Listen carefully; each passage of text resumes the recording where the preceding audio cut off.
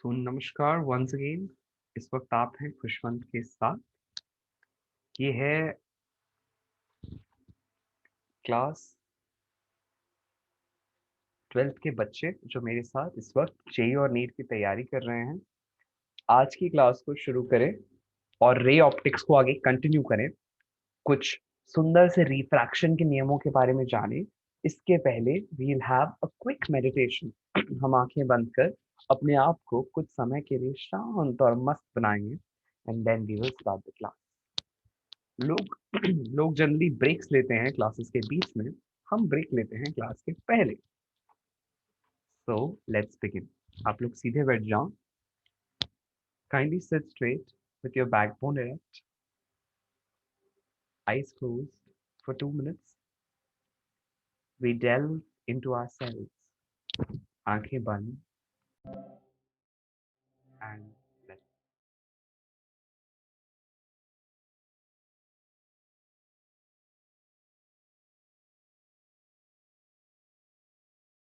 let smile on your face and smile without any reason.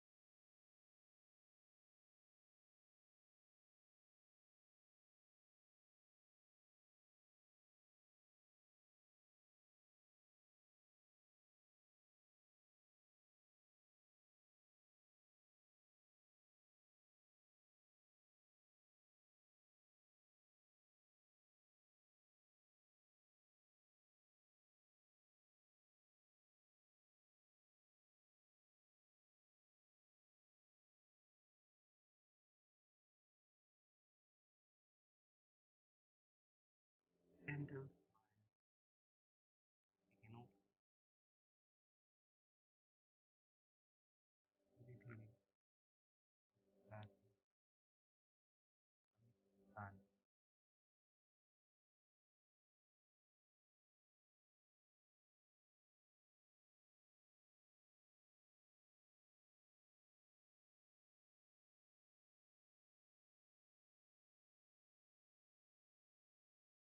slowly, steadily,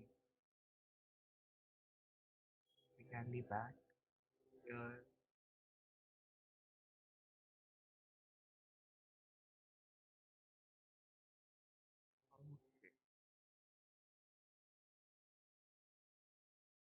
अब शुरुआत करते हैं थोड़े से बहुत सारा अपने step by step on my own.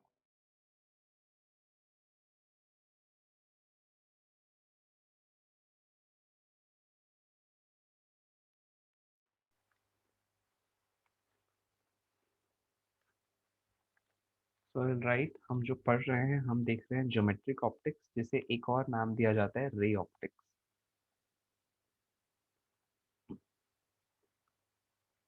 तो इस ज्योमेट्रिक या रे ऑप्टिक्स में अब हम जिस नए टॉपिक को देख रहे हैं, अभी तक हमने रिफ्लेक्शन देखा। पहले हमने रिफ्लेक्शन और सबसे पहले रिफ्लेक्शन के नियम देखे, द लॉज ऑफ रिफ्लेक्शन। फिर हमने रिफ्लेक्शन को कैसे क्रिएट करना है ऑन अ प्लेन मिरर देखा, उससे जुड़े हुए क्वेश्चंस देखे।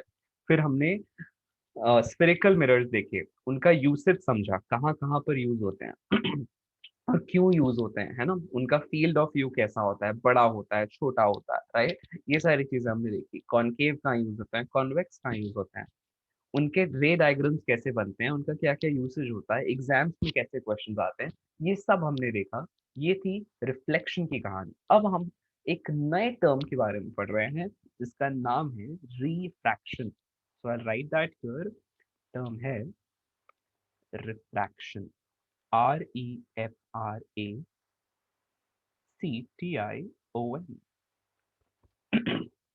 रिफ्रैक्शन है क्या?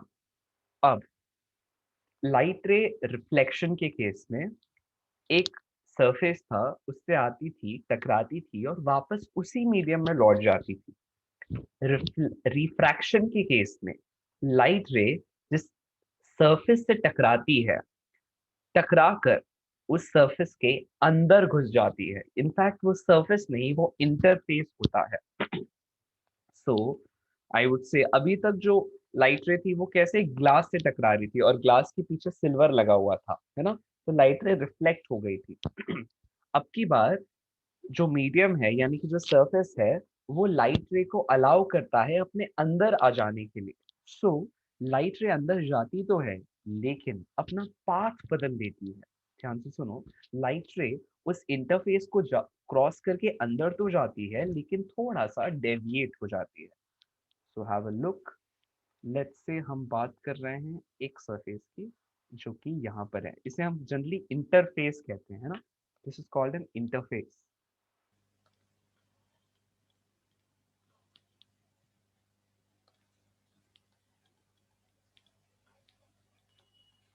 मतलब जहाँ पे दो मीडिया मिल रहे हैं, मतलब let's say water and air, glass and air etcetera. ठीक है, इमेजिन करो कि यहाँ पर एयर है और नीचे आपने लेट्स से ग्लास रखा हुआ है और लाइट रे आती है। सबसे पहले तो इस जगह नॉर्मल बना लेते हैं। नॉर्मल एक ऐसी लाइन है जो सरफेस के परपेंडिकुलर होती है। अब the light ray comes and strikes this surface। देखना हम, ये light ray I and it struck this surface।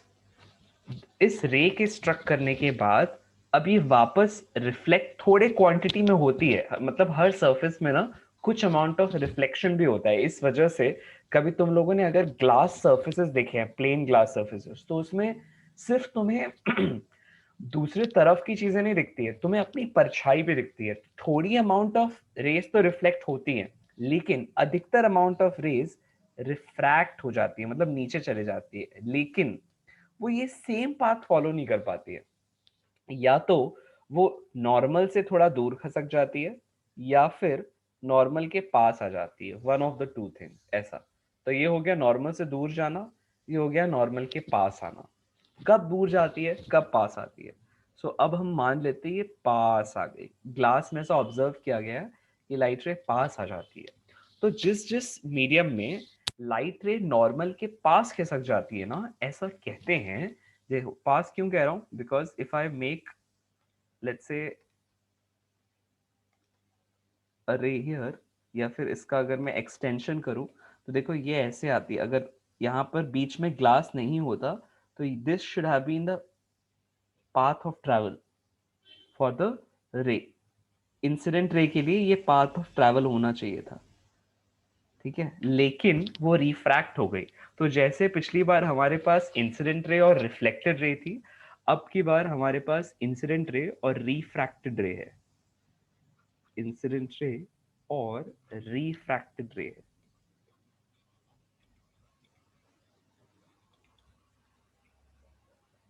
जैसे पिछली बार हमारे पास एंगल ऑफ इंसिडेंस और एंगल ऑफ रिफ्लेक्शन होता था, अब की बार नॉर्मल और इंसिडेंट रे के बीच का एंगल कहलाता है सेम एंगल ऑफ इंसिडेंस और ये कहलाता है एंगल ऑफ रिफ्रैक्शन, है ना।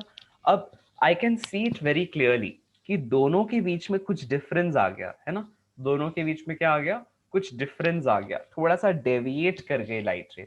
वो सारे मीडियम, ध्यान से सुनना, वो सारे मीडियम जिनमें लाइट रे नॉर्मल के पास खिसक जाती है, ध्यान से सुनो फिर से, वो सारे मीडियम जिसमें ये लाइट रे नॉर्मल के पास चली जाती है, उसे हम कहते हैं ऑप्टिकली डेंसर मीडियम। मैं रिपीट करता हूं, ऑप्टिकली डेंसर मीडियम। और वो सारे मीडियम जिनमें लाइट रे नॉर्मल से दूर चली जाती है, उन्हें हम कहते हैं optically rarer medium. Denser and rarer are the keywords. तो यहां पर air is acting as an optically rarer medium, optically rarer medium। Exams में कभी कभी ऐसा रीजनिंग आ जाती है तुम्हारे स्कूल के पेपर्स में कि बताओ कि कोई मीडियम जिसकी डेंसिटी ज्यादा है, क्या वो ऑप्टिकली डेंसर होगा? The answer is no. कई बार कुछ ऑप्टिकली मतलब ऑप्टिकल ऑप्टिकल मतलब लाइट के लिए, और इन जनरल डेंसिटी का मतलब क्या होता है, मास पर यूनिट वॉल्यूम, है ना। कोई सब्सटेंस जिसके लिए डेंसिटी बहुत ज्यादा है, कोई सब्सटेंस जो होते हैं जिसके लिए डेंसिटी बहुत कम है। एग्जाम्पल ले लो, जैसे सॉलिड्स के लिए डेंसिटी बहुत ज्यादा होती है, लिक्विड्स के लिए उससे कम होती है, गैसेस के लिए उससे भी कम होती है। डेंसिटी का मतलब जो मॉलिक्यूल्स हैं वो अगर पास पास है तो डेंसिटी ज्यादा है ना। लेकिन वो किस तरह की डेंसिटी है, वो मास डेंसिटी है। लेकिन हम यहाँ जिसकी बात कर रहे हैं वो ऑप्टिकल डेंसिटी है। सो ऑप्टिकल डेंसिटी कुछ कुछ तो वैसी ही होती है, मतलब जो डेंसर मीडिया है उनके लिए ऑप्टिकल डेंसिटी भी ज्यादा होती है जनरली, लेकिन नॉट ऑलवेज। तो एग्जाम में कई बार ऐसा पूछ लिया जाता है, always an object which is dense, is it optically dense? The answer is no, है ना। The answer is pure no. वो बात आपको ध्यान में रखनी है, ठीक है। चाहो तो यहाँ पे लिख लेना as a short note in your notebooks. So ये है ऑप्टिकली डेंसर मीडियम ग्लास, है ना, ऑप्टिकली डेंसर, ये हमें समझना है। कूल। अब I can clearly see what is I and R, and they are not equal to each other, है ना। So I is angle of incidence like last time। याद रखना नॉर्मल से हैं ये, so this is normal, ये भी याद रखना भाई तुम्हें। ये जो ये है ना, this one, this is normal, ठीक है। let's say n, n dash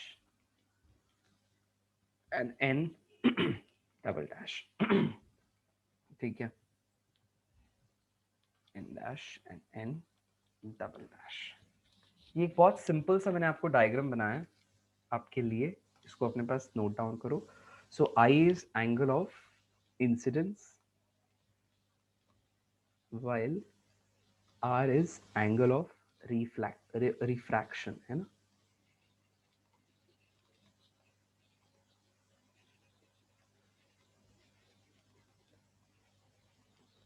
ठीक है। एंगल के लिए कई बार ये वाला साइन लेते हैं अपन मैथमेटिक्स में, है ना। ओके, नाउ एक बात याद रखना, लाइट की एक प्रॉपर्टी होती है, उसे कहते हैं light ray retraces its path. लिख लो, light ray retraces its path. Light ray can retrace, trace का मतलब होता है पाथ, और रिट्रेस मतलब वापस उसी पाथ पे वापस लौटना। So light can retrace its path.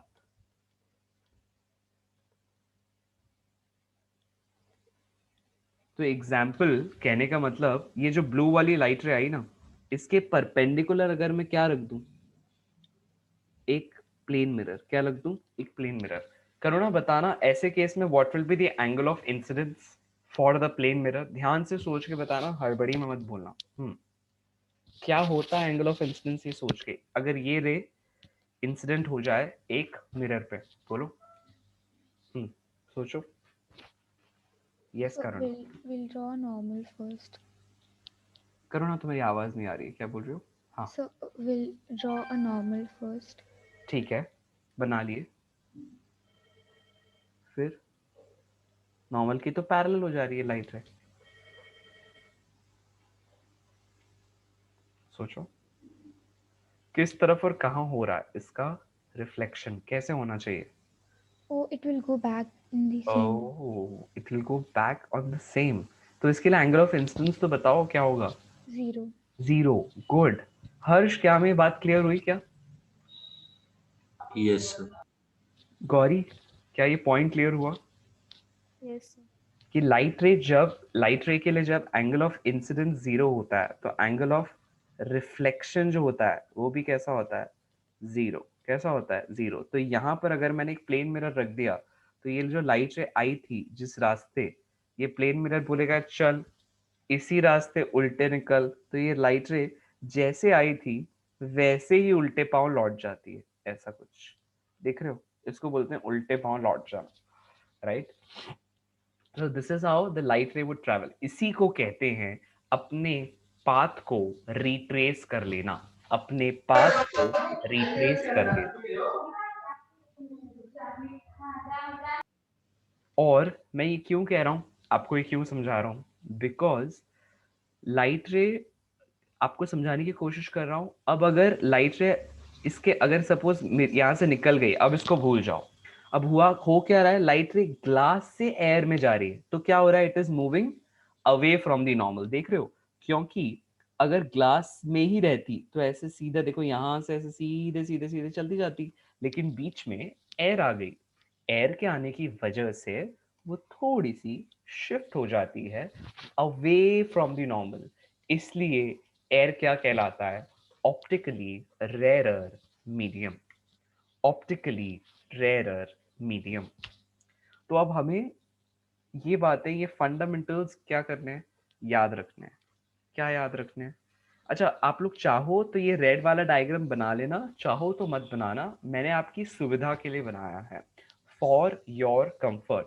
ठीक है, कि दोनों विजुअलाइज कर सको। इस फिगर में मैंने दोनों दिखा दिए, रिफ्रैक्शन भी और रिफ्लेक्शन भी, और लाइट की उस प्रॉपर्टी को भी आपको समझाया कि कैसे लाइट रे अपने ही पाथ को रिट्रेस कर सकती है अगर यहां पर एंगल ऑफ इंसिडेंस कैसा हो जाए? जीरो। और एंगल ऑफ रिफ्लेक्शन भी कैसा हो जाएगा? जीरो, क्योंकि दोनों कैसे होते हैं? सेम। अब हम देखते हैं अगला कॉन्सेप्ट जिसे हम कहते हैं law of refraction. Laws of refraction. तो ये लॉज क्या स्टेट करते हैं? Let us C.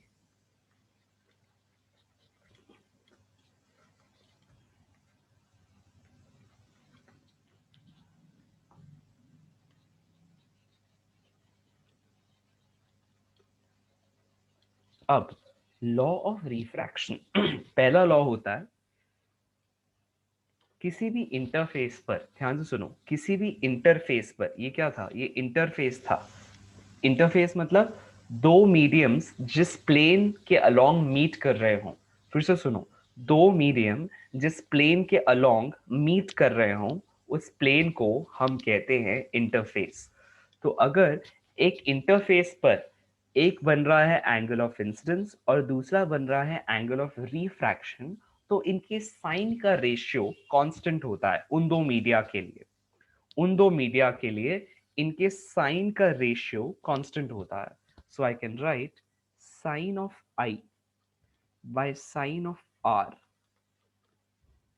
is a constant and given by mu is a constant for the two media जिसमें I और R फॉर्म हो रहा है। ठीक है, so is constant for two media in which I and R are formed, in which I मतलब angle of incidence, R मतलब angle of refraction, in which I and R are formed.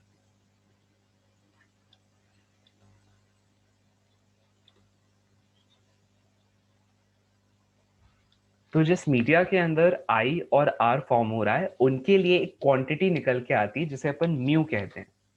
इस mu को कुछ कहते हैं, क्या कहते हैं? गौरी बताओ, आइडिया है क्या? What is this mu called? This mu is called?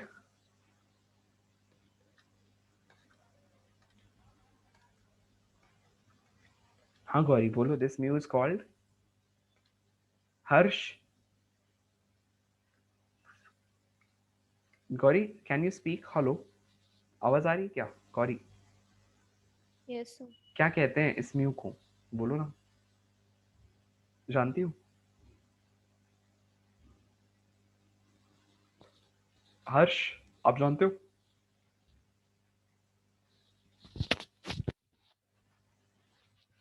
हर्ष आवाज आ रही है? करुणा आप जानते हो? Do you know what is the ratio between I and R? Sin I and sin R is called So refractive index. refractive index. Absolutely correct. तो लिख लो refractive index.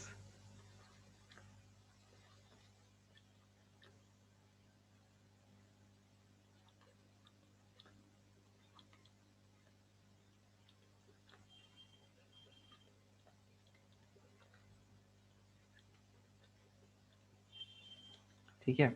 दूसरा law ये है कि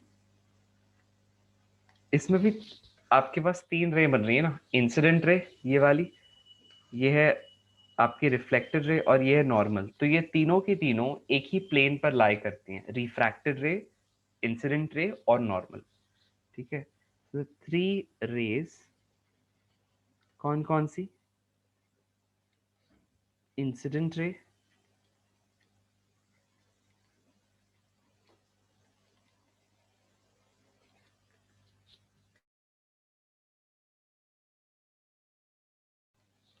इंसिडेंट रे,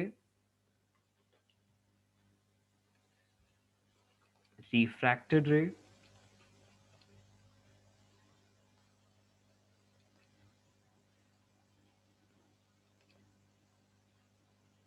ये हो गई नॉर्मल. है ना. ये सब की सब they all lie in one plane. एक ही प्लेन पर लाई करती है. मतलब ऐसा नहीं कि एक प्लेन के परपेंडिकुलर है एक नहीं है, ऐसा नहीं. तो वो प्लेन जिसके अलोंग ये सारा फिनोमेना घटित हो रहा है, सारी की सारी उसी प्लेन में लाई कर रही है. ठीक है. कोई प्लेन से बाहर नहीं आ सकती.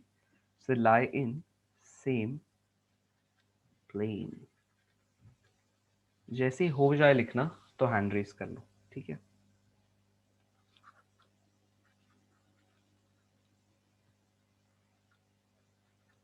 Yes, class.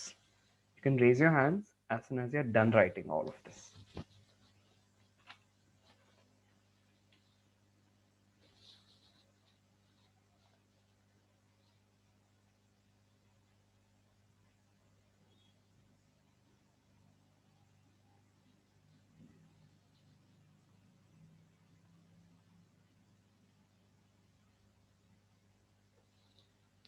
Okay.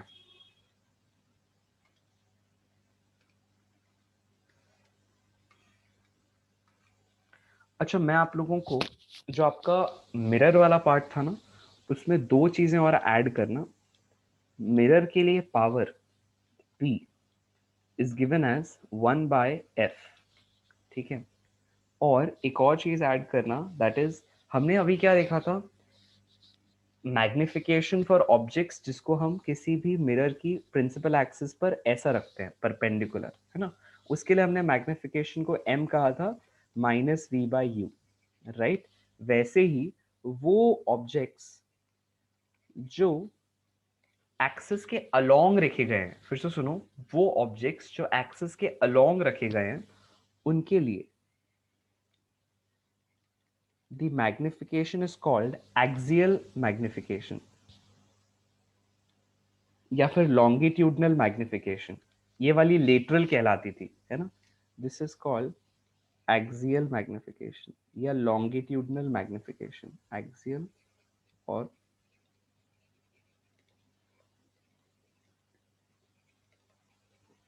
सपोज हमारे पास ऑब्जेक्ट है इस तरह से, ऐसा रखा हुआ है देखो,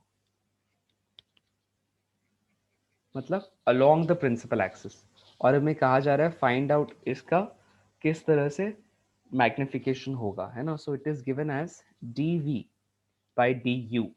तो इक्वेशन तुम जानते हो, 1/f is equal to 1/v minus 1/u, sorry plus 1/u। तो उसमें से कैलकुलेट करके देखना, 1/f is equal to 1/v plus 1/u, ये तुम जानते हो, है ना। इसमें से dv by dv निकाल के देख, dv by du निकाल के देखना कितना आता है। आंसर आना चाहिए v square by U square. देखो आता है क्या,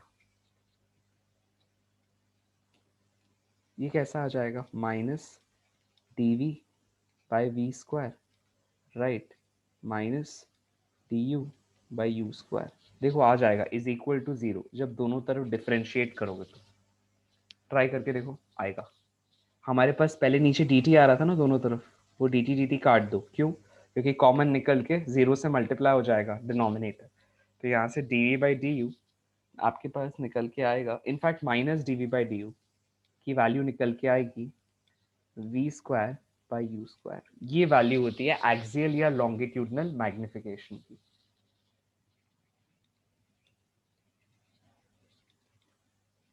कि एक्सियली वो कितना खिंच गया, है ना, या कितना कंप्रेस हो गया। तो magnification defined as minus dv by du और v square by U square, ठीक है। और बाकी अगर आपके पास क्वेश्चन में f दिया है ना, तो उसके जरिए आप u निकाल सकते हो, u दिया है और f दिया है तो v निकाल सकते हो और यहाँ पर सब्स्टिट्यूट कर सकते हो, ठीक है। So this is the logic, this is the working, ये लिख लो अपने पास। ये किसके लिए, अपन एक ब्रीफ कैप देखा जो अपन पढ़ रहे थे पहले, यानी कि मिरर के लिए।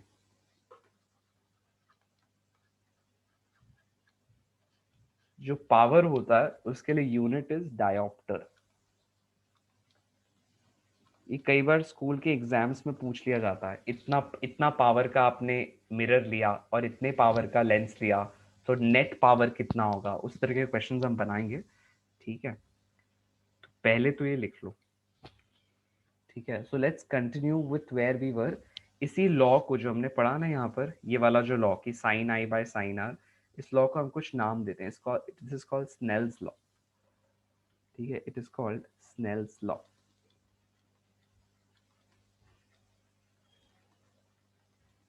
ये मुझे पर्सनली बहुत पसंद था जब मैंने पहली बार इसको देखा था, क्योंकि काफी रोमांच से भर गया था मैं कि अरे रिफ्लेक्शन में तो दोनों इक्वल होते हैं लेकिन रिफ्रैक्शन में इक्वल नहीं होते हैं। अच्छा, ये एक अलग मुझे काफी रोचक पॉइंट लगता था कि देखो लाइट के ही दो फिनोमेना है लेकिन कैसे वही लाइट अलग अलग जगह अलग अलग नियम फॉलो करती है। So this is about it, है ना। जब अपने ही घर लौट आती है, जहां से गई थी वहीं लौट आती है, तो वैसे ही जीने लगती है जैसे वो थी, वो लाइट रे। लेकिन अगर वो दूसरे घर चली जाती है, मतलब वो एयर से ग्लास चली जाती है, तो अपना स्वभाव थोड़ा बदल लेती है, थोड़ा सा शिफ्ट हो जाती है कि नहीं। वैसे ही हम अगर कंपनियों में जाके काम करते हैं तो हम वैसे बिहेव नहीं करते जैसे हम अपने घर पे थे। हम अपने घर में एकदम इनफॉर्मल रिलैक्स्ड एकदम चिल होते हैं, लेकिन हम कंपनी में जाते हैं थोड़े से हम इफेक्टिव कोऑपरेटिव, वहां पे सभी लोगों के साथ मिलजुल के काम करने वाले बन जाते हैं। घरों पे भी ऐसे होते हैं लेकिन देन हम थोड़े वहां फॉर्मल बन जाते हैं, है ना। तो I was just thinking about it कि देखो लाइफ से कितनी मिलती जुलती है लाइट रे। So this is the thing.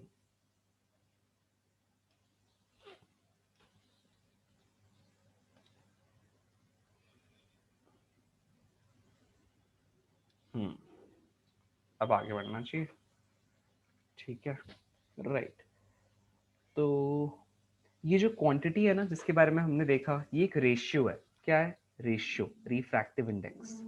और क्या बताता है, मीडियम की ऑप्टिकल डेंसिटी के बारे में बताता है। तो इसके बारे में थोड़ा पढ़ लो। ये जो है रिफ्रैक्टिव इंडेक्स, इसके बारे में लिखते जाओ। रिफ्रैक्टिव इंडेक्स क्या है, दिस इज अ रेशियो, ठीक है, with no units no dimensions. तो it has no dimensions, no units.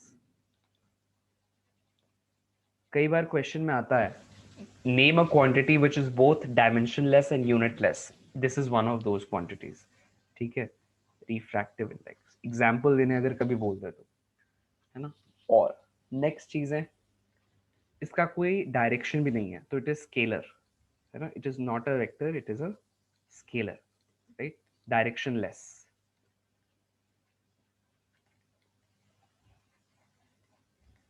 So no units, no dimensions, या यूनिटलेस, डायमेंशनलेस, जो भी कहना चाहो, ठीक है।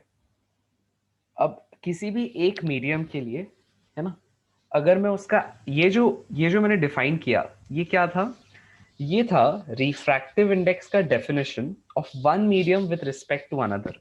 लेकिन अब मैं क्या करना चाहता हूं, मैं एक क्वांटिटी डिफाइन करना चाहता हूं जिसको मैं कहूंगा एब्सोल्यूट रिफ्रैक्टिव इंडेक्स। यहां देखो, absolute, RI is refractive index. तो this is R, this is,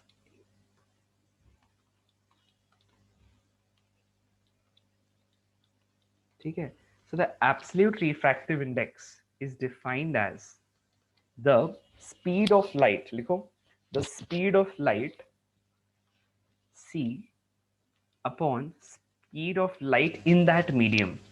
So general speed of light कहाँ पे है, ये वैक्यूम में, है ना। So this is speed of light in vacuum. So light speed in vacuum whole by light speed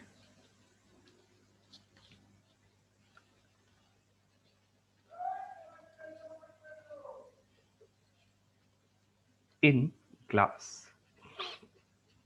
Light speed in vacuum by light speed in glass, ये क्या कहलाता है, absolute refractive index, है ना। इसकी वैल्यू कभी भी, हम क्या जानते हैं, स्पीड ऑफ लाइट से कुछ बड़ा हो सकता है क्या, नहीं हो सकता। मतलब वैक्यूम से ज्यादा लाइट की स्पीड कहीं नहीं होती। इसका मतलब c is always greater than v। इसका मतलब हम क्या लिख सकते हैं, वी नो दिस, है ना, we know this, this is a proven fact, sir correct. हाँ बोलो बोलो। सो मीडियम में एग्जैक्टली ग्लास, ओके, ग्लास मतलब जो भी मीडियम है, जैसे अगर मैं ग्लास के रिफ्रैक्टिव इंडेक्स की बात कर रहा हूँ तो ग्लास, अगर आप किसी मीडियम की बात कर रहे हो तो मीडियम। Okay sir. हाँ, मतलब मैं ग्लास के रिस्पेक्ट में बता रहा था ना अभी तक, जो पीछे कर रहा था, तो उसके रिस्पेक्ट में मैंने कहा था। सो अगर आप जनरलाइजेशन करना चाहते हो तो लिख लो मीडियम, ठीक है, जो भी गिवन मीडियम है। हम ये क्या जानते हैं एक बात, कि C is always greater than V। इसका मीनिंग क्या हुआ कि C by V is always greater than, बोलो क्या हो जाएगा, 1। इसका मीनिंग क्या हुआ कि म्यू की वैल्यू, एब्सोल्यूट रिफ्रैक्टिव इंडेक्स की वैल्यू हमेशा 1 से कैसी होगी, बड़ी होगी, कभी 1 से कम नहीं हो सकती। ये भी एक कई बार फैक्ट आता है, mu can not be less than 1।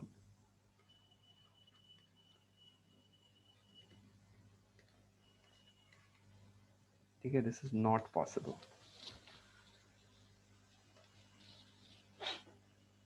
Right.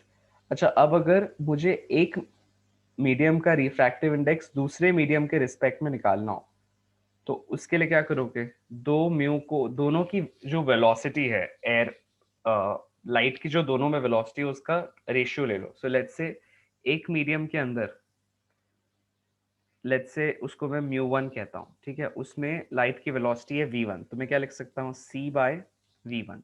Let's say एक दूसरा मीडियम है जिसके लिए रिफ्रैक्टिव इंडेक्स म्यू 2 है ना, और उसमें लाइट की स्पीड है, लेट्स से म्यू 2 के अंदर स्पीड है v2। तो अब हमारे पास दोनों का रेशियो कैसा आ जाएगा, mu 1 is to mu 2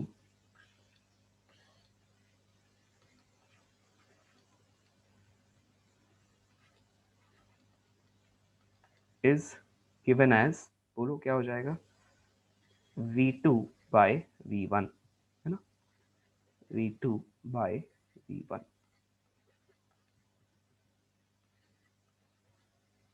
Right. So this is what is called refractive index of first medium with respect to second medium.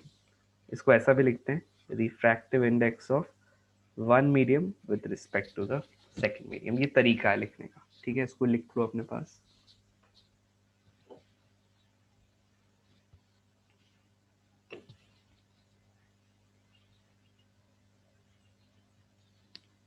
कई बार ना रिफ्रैक्टिव इंडेक्स को n से भी डिनोट करते हैं, n. So it's up to us how are we going for the conventions. एक बार ये पेज हो जाए, मैंने तो अभी कन्वेंशंस, डेफिनेशंस ये सब पहले बताया, ये पेज हो जाए तो हैंड रेस करना. मैंने आप लोगों के सबके हैंड्स डाउन कर दिए, जैसे हो जाए तो हैंड रेस करना, ठीक है. ओके डन, ठीक है.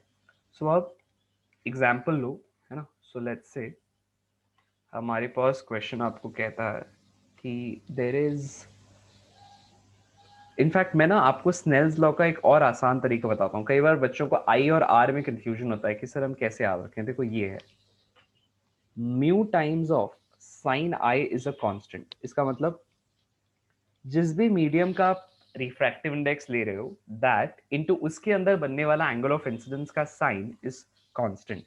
फिर से कहता हूं, जिस भी मीडियम का आप म्यू ले रहे हो इनटू उसके अंदर बनने वाला एंगल इज का साइन इज कांस्टेंट.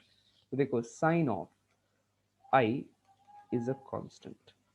ये स्नेल्स लॉ को लिखने का एक और तरीका है. This is also Snell's law. In fact this is the actual Snell's law. अगर आप देखोगे तो एग्जाम्पल देखो. सो लेट्स से आपके पास यहाँ पर एक ऐसा वही वाला एग्जाम्पल लेते हैं ना, ग्लास एयर का. तो ये है एयर, ठीक है, ये है ग्लास. हम यहाँ पर बना देते हैं एक नॉर्मल ऐसे विच इज एट 90 डिग्री. अब ले आते हैं रे को. तो यहाँ से एक रे आती है, ठीक है, और ये आई, ठीक है, ये इस तरह से आ रही थी, ये नॉर्मल के तरफ थोड़ी सी मूव कर जाती है क्योंकि ग्लास है ऑप्टिकली डेंसर. ग्लास है optically denser.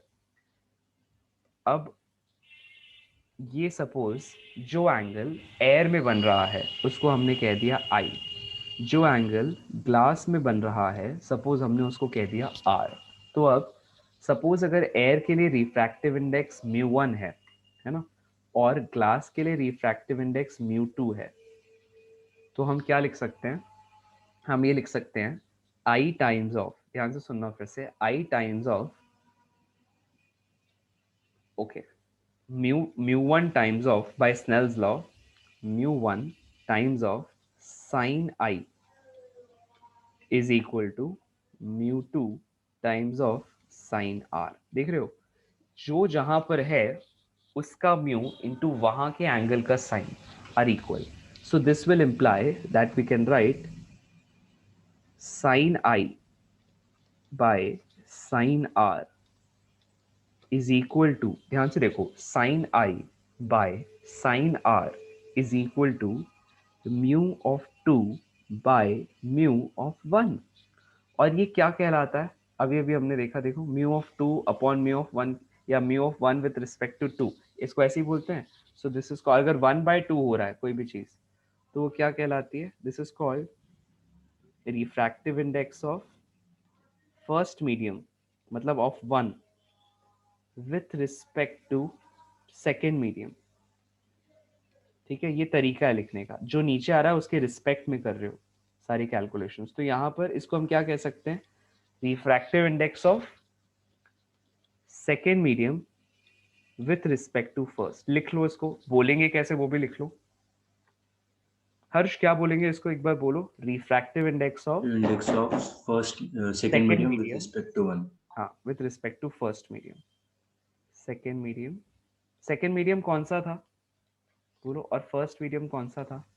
So second was glass and the first one was air. Yes, तो यहाँ पर जो आप डिफाइन कर रहे हो that is refractive index of glass with respect to air. तो कभी भी confusion नहीं होगा अगर ये याद रखोगे तो. Mu into sine of that angle जो उस मीडियम में काम कर रहा है या बन रहा है, ठीक है।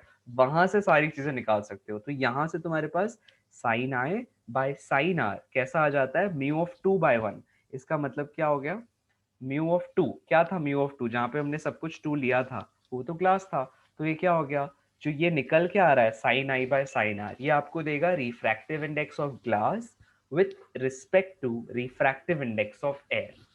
आई होप मेरा आपको जो एक्सप्लेनेशन है वो क्लियर हो रहा है। इसको लेके स्कूल में एक एक्सपेरिमेंट होता होगा, कभी किया है क्या हर्ष, ऐसा एक ग्लास ट्रे ले लेते हैं फिर उससे पिन की इमेज देखते हैं, have you done this before कभी स्कूल में? Yes, sir. किया है, कौन सी क्लास में ये वाला एक्सपेरिमेंट? So 9. 9th में किया है ना, कि कैसे एक यहाँ से आप ऐसे पिन रखते हो और ये वाले साइड से देखने की कोशिश करते हो कि वो पिन एक्चुअली कहाँ पर है, कुछ ऐसे ही रहता है हर्ष, सही कह रहा हूँ है ना? तो ऐसे क्वेश्चंस कई बार एग्जाम में आ जाते हैं, मतलब वो लोग जानते हैं कि आपने प्रैक्टिकल में पढ़ा है तो जरा बताओ फिर, तो उसको भी देख लेना। अभी यहाँ देखते हैं, this is called refractive index of second medium with respect to first medium.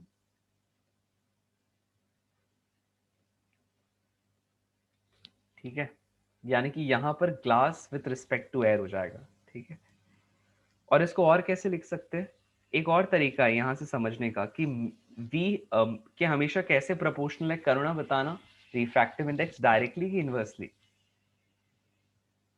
Proportionality between refractive index and velocity of light in that medium is directly कि inversely, करुणा? Inverse. Inversely। इसका मतलब यहाँ पर मैं mu2 by mu1 को क्या लिख सकता हूँ बोलो, v1 by v2 या v2 by v1? V1 by V2. Very good, तो यहाँ पे I can write this as v1 by v2। इसके ऊपर बहुत सारे सवाल बन जाते हैं, कई बार आपको क्वेश्चन में v1 v2 दे देगा, ठीक है, और r दे देगा, कह देगा i फाइंड आउट करो। कई बार क्वेश्चन में v1 v2 दे देगा, mu2 दे देगा, बोलेगा v1 mu1 फाइंड आउट करो, और बच्चे भूल जाते हैं, बोलते सर ये वेलोसिटी से कैसे निकाल लें हम लोग म्यू, ये वाला रिलेशन काम आता है, ठीक है। तो इसको अपने पास एकदम सहेज के संभाल के अपनी कौन सी कॉपी में नोट डाउन करोगे, फॉर्मूला कॉपी में, ठीक है। So kindly jot this down in your formula copy, right. I hope I am making sense, I hope मैं जो कह रहा हूँ वो क्लियर हो रहा है। सो इसको अपनी फॉर्मूला कॉपी में याद से लिख लेना।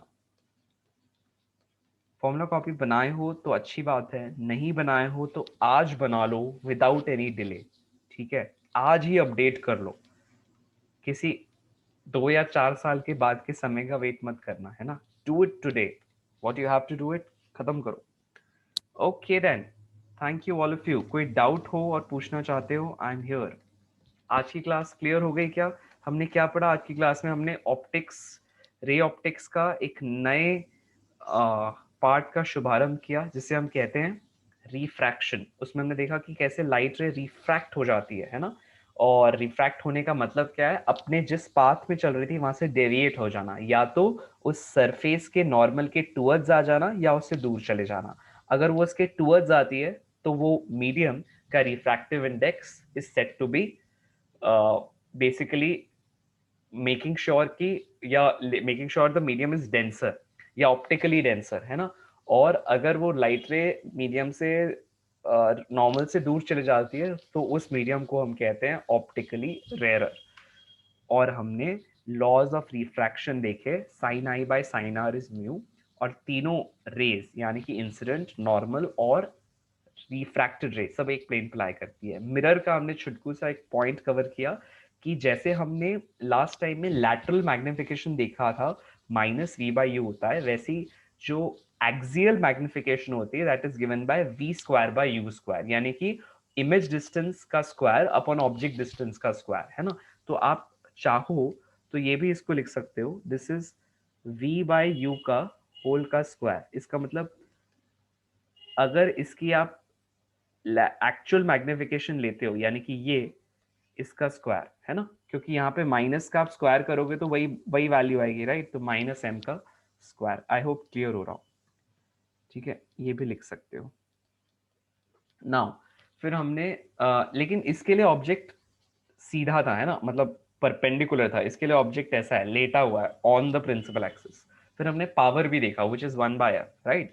और फिर हमने रिफ्रैक्टिव इंडेक्स की कुछ सिंपल प्रॉपर्टीज स्टडी की, है ना, कैसे वो मीडियम, उस मीडियम के अंदर जिसका आप रिफ्रैक्टिव इंडेक्स निकाल रहे हो उसके अंदर लाइट की स्पीड के इनवर्सली प्रोपोर्शनल है।